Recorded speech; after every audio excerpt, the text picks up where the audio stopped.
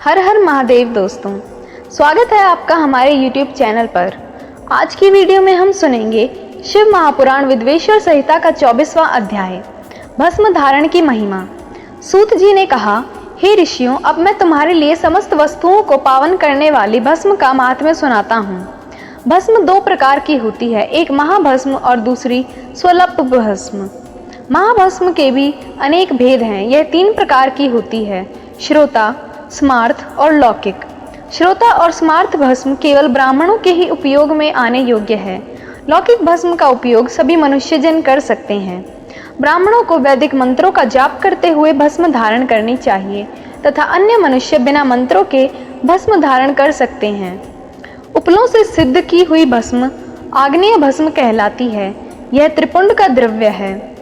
अन्य यज्ञ से प्रकट हुई भस्म भी त्रिपुंड धारण करने में काम आती है।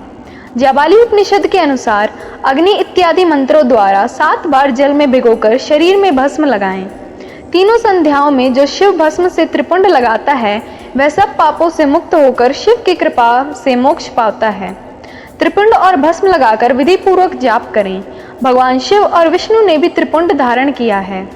अन्य देवियों सहित भगवती उमा और देवी लक्ष्मी ने इनकी प्रशंसा की है।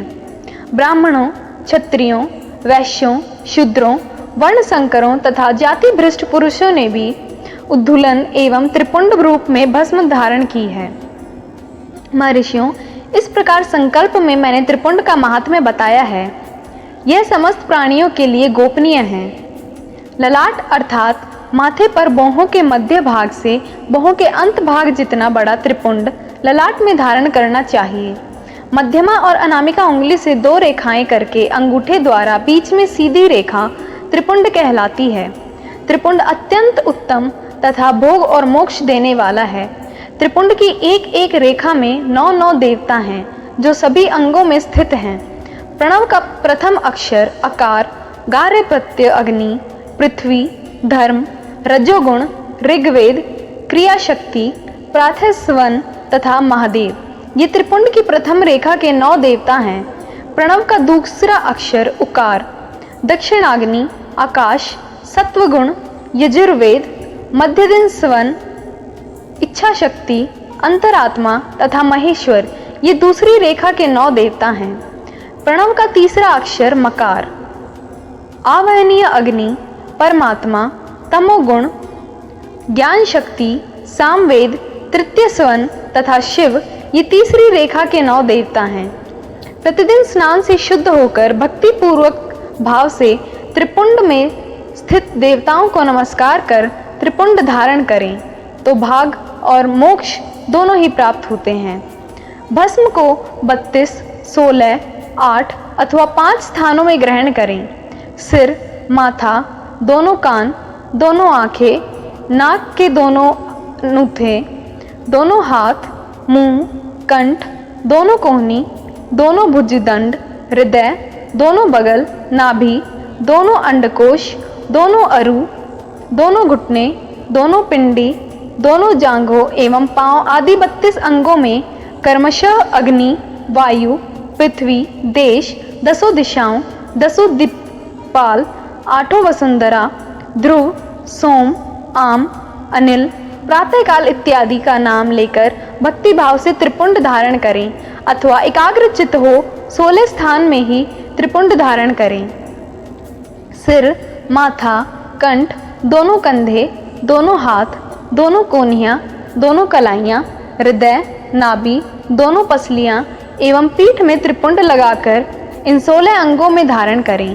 तब अग्निश कुमार, शिव शक्ति, रुद्र, ईश, नारद और वामा आदि 9 शक्तियों का पूजन करके उन्हें त्रिपुंड में धारण करें। सिर, बालों, दोनों कान, मुंह, दोनों हाथ, हृदय, नाभि, अर्युग्ल, दोनों पिंडली एवं दोनों पांव, इन 16 अंगों में क्रमशः शिव, चंद्रमा, रुद्र, ब्रह्मा, गणेश, लक्ष्मी, विष्णु, शिव, प्रजापति, नाग, दोनों नाग कन्या, ऋषि कन्या, समुद्र तीर्थ इत्यादि के नाम स्मरण करके त्रिपुंड भस्म धारण करें। माथा, दोनों कान, दोनों कंधे, छाती, नाभि एवं गुहा अंग आदि 8 अंगों में सप्त ऋषि ब्राह्मणों के नाम लेकर भस्म धारण करें अथवा मस्तक, दोनों भुजाएं, हृदय और नाभि, इन 5 स्थानों को भस्म धारण करने के योग्य बताया गया है। देश तथा काल को ध्यान में रखकर भस्म को अभिमंत्रित करना चाहिए तथा भस्म को जल में मिलाना चाहिए। त्रिनेत्रधारी सभी गुणों के आधार तथा सभी देवताओं के जनक और ब्रह्मा एवं रुद्र की उत्पत्ति करने वाले पर ब्रह्म परमात्मा शिव का ध्यान करते हुए ओम नमः शिवाय मंत्र को बोलते हुए माथे एवं अंगों पर त्रिपुंड धारण करें। ओम नमः शिवाय।